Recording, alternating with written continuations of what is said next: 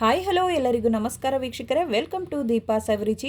ಸ್ನೇಹಿತರೆ, ಇವತ್ತಿನ ವಿಡಿಯೋದಲ್ಲಿ ಮಕ್ಕಳಿಗೆ ಇಷ್ಟವಾಗುವ ಕಲ್ಲಂಗಡಿ ಐಸ್ ಕ್ಯಾಂಡಿ ಅಥವಾ ವಾಟರ್ ಮೆಲನ್ ಕ್ಯಾಂಡಿ ಯಾವ ರೀತಿ ಮಾಡೋದು ಅಂತ ತಿಳಿಸ್ಕೊಡ್ತಾ ಇದ್ದೀನಿ. ಕೇವಲ ಮಕ್ಕಳಿಗಷ್ಟೇ ಅಲ್ಲ, ದೊಡ್ಡವ್ರಿಗೂ ಕೂಡ ಇಷ್ಟ ಆಗುತ್ತೆ. ಈಗ ಸಮ್ಮರ್ ಹಾಲಿಡೇಸ್ ಇರೋದ್ರಿಂದ ಮಕ್ಕಳಿಗೆ ಈ ರೀತಿ ಕ್ಯಾಂಡಿ ಮಾಡಿಕೊಟ್ರೆ ತುಂಬ ಖುಷಿ ಪಡ್ತಾರೆ.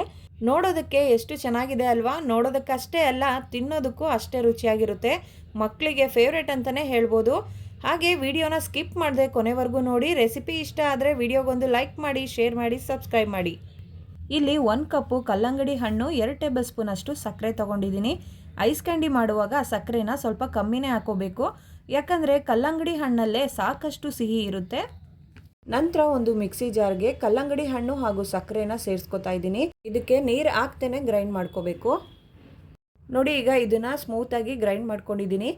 ಈಗ ಇದನ್ನು ಶೋಧಿಸ್ಕೊಳ್ಳೋಣ. ಈ ಬೇಸಿಗೆಗೆ ಮಕ್ಕಳು ತುಂಬ ice creams, ice candy, juice ಬೇಕು ಅಂತ ಕೇಳ್ತಾ ಇರ್ತಾರೆ. ದಿನ ಹೊರಗಡೆದು ತಿಂದರೆ ಹೆಲ್ತ್ಗೂ ಒಳ್ಳೆಯದಲ್ಲ. ಈ ರೀತಿ ಮನೇಲೇ ಮಾಡಿಕೊಟ್ರೆ ನಮ್ಮಮ್ಮ ಮಾಡಿರೋದು ಅಂತ ತುಂಬ ಖುಷಿಪಟ್ಟು ತಿಂತಾರೆ.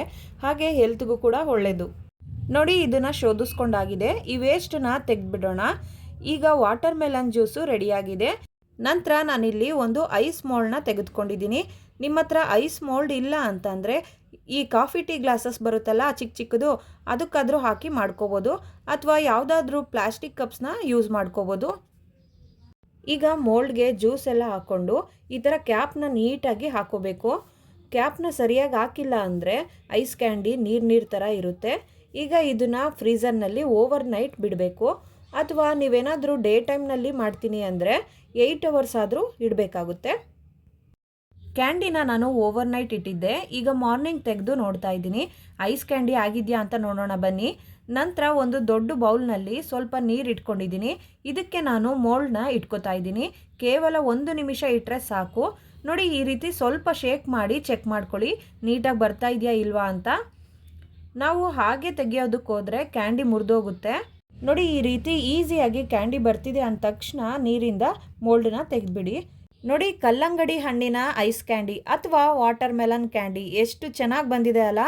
ನೋಡೋದಕ್ಕೆ ಎಷ್ಟು ಚೆನ್ನಾಗಿದೆಯೋ ತಿನ್ನೋದಕ್ಕೂ ಅಷ್ಟೇ ರುಚಿಯಾಗಿರುತ್ತೆ. ಮಕ್ಕಳಿಗಂತೂ ಫೇವ್ರೇಟ್ ಅಂತಲೇ ಹೇಳ್ಬೋದು. ನೀವು ಒಂದ್ಸಲ ಟ್ರೈ ಮಾಡಿ, ಹೇಗಿತ್ತು ಅಂತ ಕಮೆಂಟ್ ಮಾಡಿ ತಿಳಿಸಿ. ವಿಡಿಯೋ ಇಷ್ಟ ಆದರೆ ವಿಡಿಯೋಗೊಂದು ಲೈಕ್ ಮಾಡಿ, ಶೇರ್ ಮಾಡಿ, ಸಬ್ಸ್ಕ್ರೈಬ್ ಮಾಡೋದನ್ನು ಮರಿಬೇಡಿ. Thank you.